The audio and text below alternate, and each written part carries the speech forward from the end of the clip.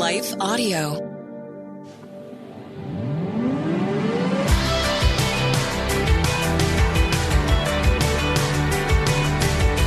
You're listening to Therapy and Theology, and I'm your host, Carly Mercoulier. This podcast is a space where we explore popular topics and questions related to the convergence of faith, feelings, spiritual formation, and more. My prayer is that through these conversations, we will grow in our awareness of who we are as beloved children of God, learn to acknowledge our needs and emotions with curiosity and compassion, and rediscover the purpose and power of our unique stories through the lens of the gospel. As a licensed therapist and ministry leader, I want to give voice to the many questions we face while cultivating a clearer view of how our faith informs our healing journey. I don't have all the answers, but I am committed to going deeper and walking together. So whether you've been to therapy or know exactly what you believe when it comes to theology, I want to invite you to join this journey as we fearlessly name the complexities of our present reality and press into the hope of the gospel story. So are you ready? Let's jump into today's question and begin this journey together.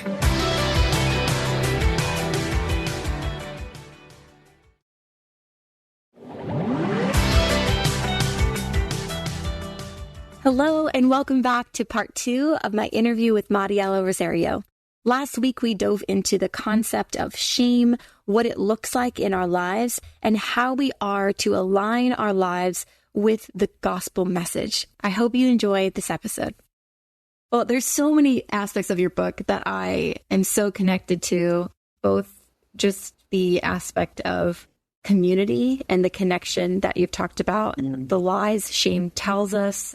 Something that I think is really important is that understanding the connection between early childhood experiences, the impact of our attachment, and how that plays in our view of ourself and God and others is so vital, right? And I would love for us to talk a little bit more about community and how this is such a large part of processing and binding the wounds of shame, but it also can be really challenging. And there can be a lot of gifts. I put gifts and challenges in community. And so would you just speak a little bit more into that as we are talking about bringing, this nakedness, as you say, this vulnerability that we're showing up into relationships with? What has been that experience for you? Yeah. So there's a blessing and a burden when it comes to community. And I believe that both is the same. It's people. Mm-hmm. People can be the blessing and people can be the burden. People could be the help and people could be the hurt, right? Because we're all flawed, right? We're not perfect, but there's been wounding that happens in community, but there's healing that happens in community as well. And I look back when it said that they were naked and they felt no shame. Shame wouldn't have been a thing if they were by themselves, right? So it was like, in order for you to really be able to battle it and deal with it and be seen fully and knowing, you can't be isolated. And shame wants to isolate you. Shame's going to want to make you hide and protect yourself. And the things that we've experienced in our childhood can very much give us the belief, and with good reason, honestly, with good reason, that 100 good reason that people have done harmful things to us. But the beauty of the gospel is that God tells us, like, hey, my ways are not your ways. And I think it really comes down to not our faith that we have in people, but the faith that we have in God who calls us to his bride. I'm not saying like of the four walls of a church necessarily, although I think like that community is beautiful when we're able to be together, glorifying and worshiping the Lord and walking alongside one another. But I think like the healing that I've experienced within community has been allowing myself to be seen, but also to see other people, to being a soft place for other people to land. Because it's not just our shame that needs healing. It's all of if we understand that we're all human and we all deal with this thing. And the Lord tells us, like, confess your sins to one another and then you'll be healed. Right. And I'm like, what? Like, so that means I can't just buy Carly's course. I don't know if you have a course. I'm just saying, I can't just buy this healing course and like heal myself. Like, I would love to just hang out at home and do this and like curate my life. But the beauty of the gospel is that it's messy, but it's majestic in the way that you see the mystery of God in the midst of it. Like, you're just like, I don't know how this is working, but it's working. Because like for me, when I was actually honest about my condition, when I was honest with somebody else about the things I struggle with, the thoughts that I have, and I was met with compassion, it did something inside of me. It validated like my experience, but it also allowed me to learn how to love others more.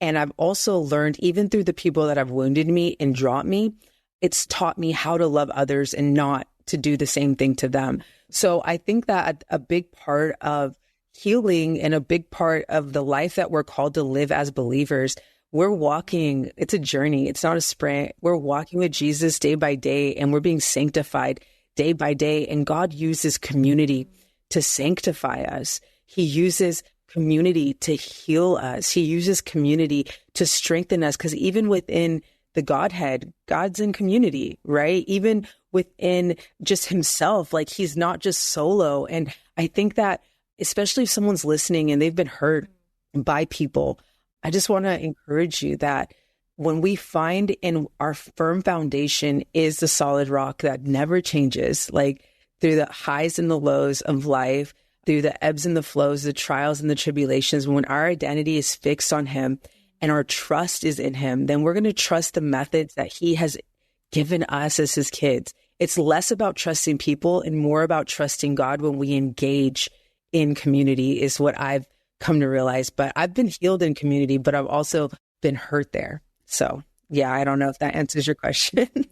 No, that's so good. It's not a simple answer, right? It's a complex thing, because I think a lot of times there is this, I don't know, maybe idealistic belief that like the church is going to hold all of the good. And yet we are broken people, like you were saying, like we all are wounded from shame and sin. And so in that sense, we are all working out our salvation, like working in this journey of being healed that will happen until the day that we are brought to heaven. And so in that, I think there can be some disillusionment or even disappointment, to be grieved, like, oh my goodness, I thought, this friendship or this relationship or my pastor or my spiritual mentor, whoever it is going to show up in the way that I need them to all the time. And yet I think it's in our ruptures and in our personal brokenness, if we are, like you're saying, honest, that actually can be such a beautiful picture of humility, of grace and mercy, of self-compassion, and how just someone modeling that in my life has helped me be like, oh, I can have grace for myself when I mess up. It's not that I'm not going to mess up, or that because I'm a Christian, shame's gone, everything's great, I'm going to be fine. Right. In that, in my mess ups and hang ups and all the things, that I'm able to come back to God or come back to community and find safety and rest. And so I really think that's beautiful, that it's this ongoing process where we're all on a journey together, and that allows us to not hold any sort of, oh, they're better than me, or, oh, I'm superior to someone else, because it's like, we're doing this together, and that is solidarity. And I think that's so important within an embodied faith.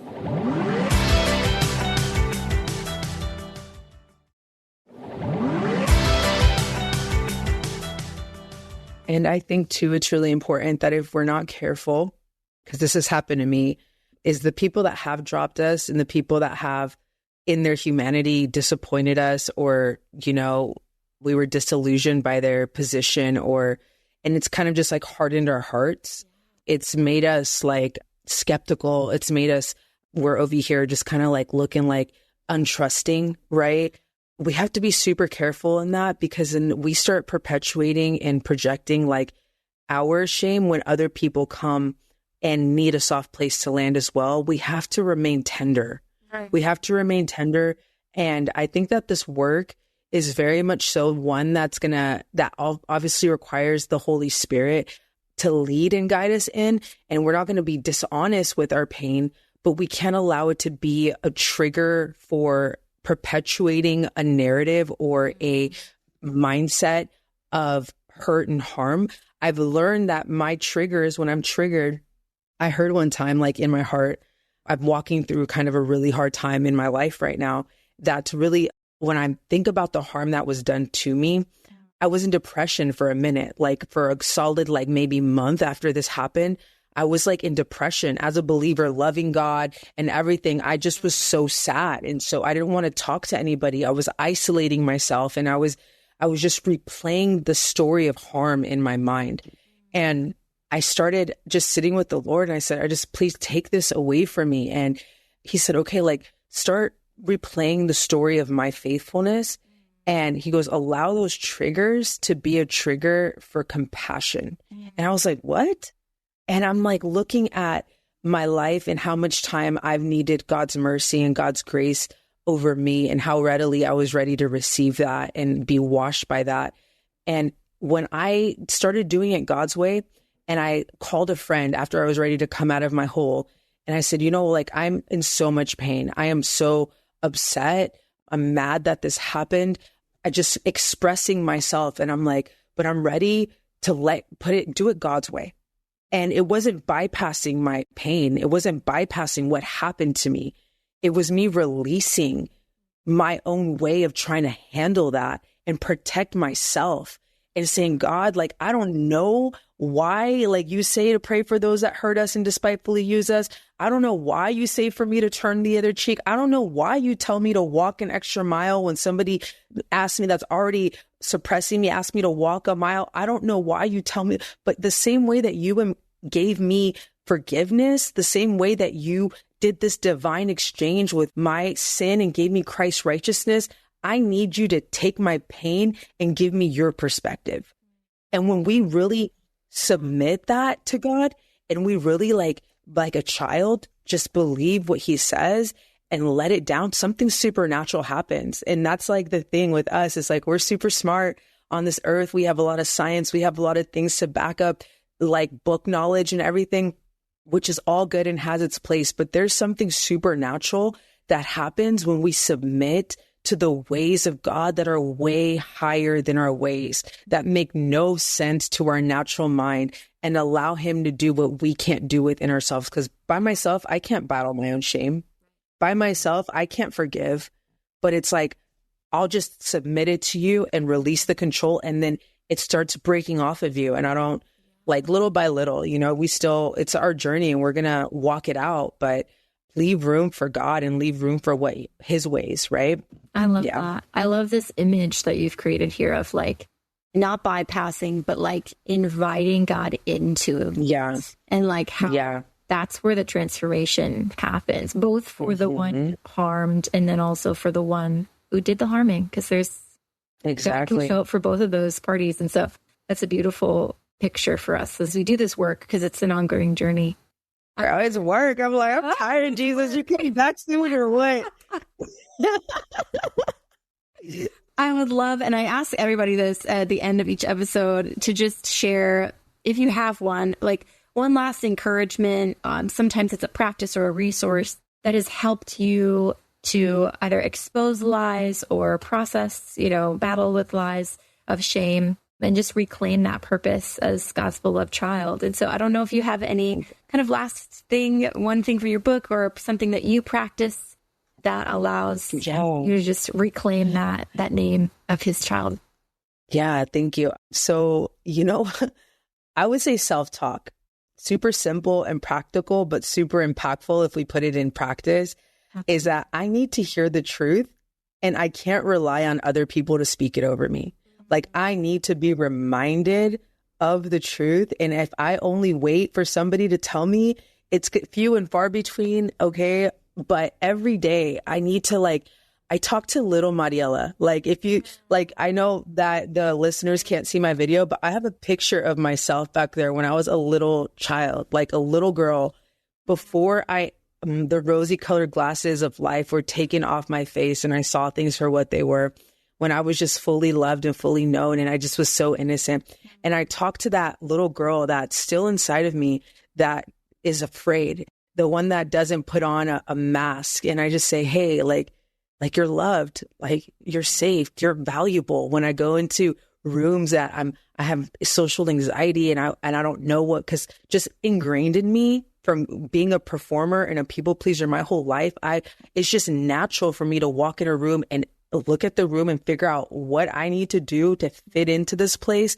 And before I even do that, like my practice of self-talk is reminding myself out loud. I'll say, hey, Mariela, like you're enough. Like your voice, I want you to know, is strong. Your voice is valuable. Your opinions matter. Like no one is better than you and you're not better than anybody else. And I just start like, it's reparenting. I know in psychology we talk about that, but like that has really revolutionized and changed like how I move and operate and really battle my own shame. And the truth that I speak over that is like the loving parent, which is the Father. What does he speak over us, you know? And he's just like, I created you in my likeness. So like, I go before you. Don't worry. You're not walking in this room by yourself. I'm with you. I never leave you or forsake you. And I just talk to myself. And I believe that that little practice will really change your life if you really start putting that into practice. So good. Yes. I'm all for positive self-talk and bringing Jesus into it. It's good.